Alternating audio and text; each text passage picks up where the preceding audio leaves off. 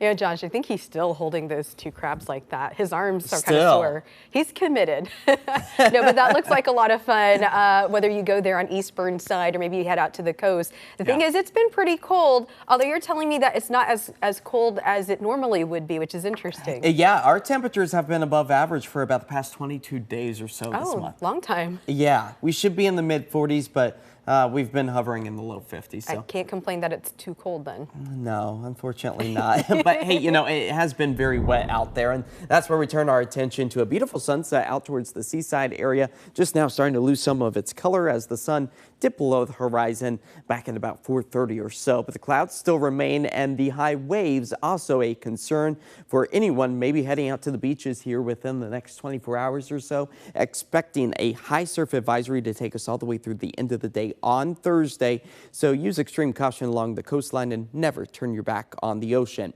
Not only are you keeping a close eye on the ocean itself, but above our heads, maybe seeing a rumble of thunder, a bolt of lightning, a possibility for parts of the coastline. But by the time it moves over the coast range, it really fizzles out and is just like rain showers as it makes its way into the I-5 corridor. That's where we turn our attention to a beautiful live look over the Rose City on this Wednesday evening. Clouds still remain, maybe a hit and miss showers of potential for the next several hours as we expect to see those temperatures slide back into the mid 40s. Winds still on the gustier side, sustained out the east-southeast at about 15 miles per hour. Right now picking up on just a few light rain showers just north of the downtown area. Hillsborough, Beaverton picking up on a few light rain showers over the past 2 to 3 hours or so, but everywhere where those yellows and oranges were located, that's where the heaviest of the rain was falling as snow continues to fall over the highest points of the Cascades, all above about 5,000 to 6,000 feet. This was the view out towards Mount Hood Meadows earlier today. A lot of activity with the skiers and snowboarders as the snow was actively falling. Unfortunately, not amounting to very much over the past 24 hours, but at least the base layer holding steady, although it will likely start to shrink as those above average temperatures continue for the next several days. And that's where our snow elevation level retreats back up to about 6,000 feet or so. But this comes with Thursday and Friday drying things out. We don't dip back down until 4,000 feet until about Sunday for us, which also comes another round of dry skies. But another batch of wet weather pushing its way through parts of the Willamette Valley by the time we get to the late evening hours tonight. It's going to be on again, off again throughout the evening hours as we start the day off tomorrow on a drier note. Mostly cloudy skies stay, but we could see maybe a sliver of sunshine here and there during the afternoon and evening hours. Again, mostly dry for the start of the day on Friday. Maybe lucky enough to pick up on a raindrop or two, but the persistent rain really coming to an end for Thursday and Friday, as the rest of our rain gauges will likely fill up close to about 1/4 of an inch. I think that 4/10 of an inch for Portland,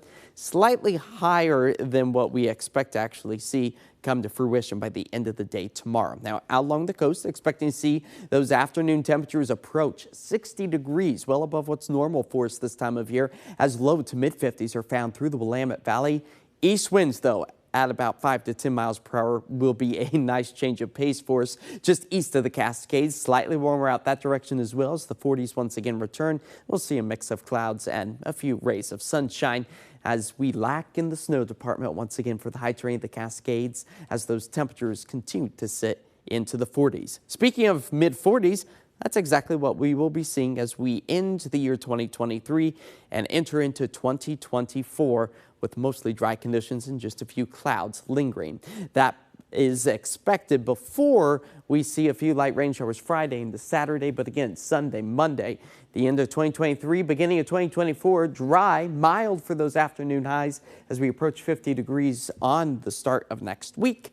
And then another round of the wet weather by the time we get to Tuesday and Wednesday. But again, those temperatures still a couple of degrees above what is normal. We would like to see slightly cooler conditions return to the area just because that would help bring more snow to the mountains. Ah, yes, the benefit of the colder temperatures that many of us wouldn't think about. Yeah, I like that. And I guess more of a reason for that sweater weather. That is true. It's the season. Thanks, Josh.